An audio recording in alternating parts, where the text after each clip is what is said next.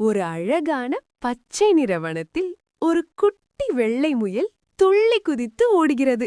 அதன் பெயர் மிட்டு. மிட்டு மிகவும் உற்சாகமாக இருக்கிறது, ஏனென்றால் அது தனது நண்பர்களை சந்திக்கப் போகிறது.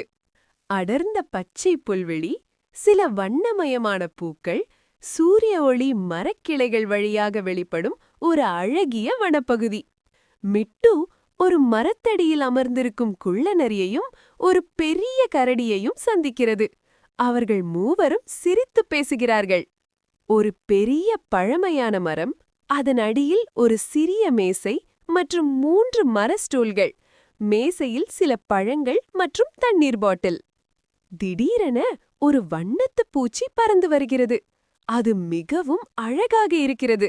மிட்டு அந்த வண்ணத்துப் பூச்சியை பின்தொடர்ந்து ஓடுகிறது. பல வண்ணப் பூக்கள் கொண்ட ஒரு தோட்டம்.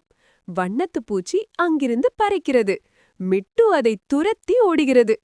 வண்ணத்துப் பூச்சி ஒரு அழகான அருவி அருகே உள்ள வானவில்லின் கீழே அமர்ந்திருக்கிறது.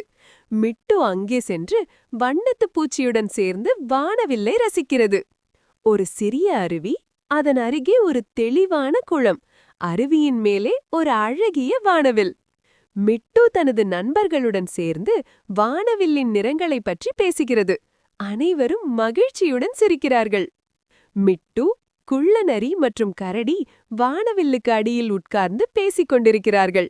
அவர்கள் அனைவரும் சிரித்து மகிழ்கிறார்கள்.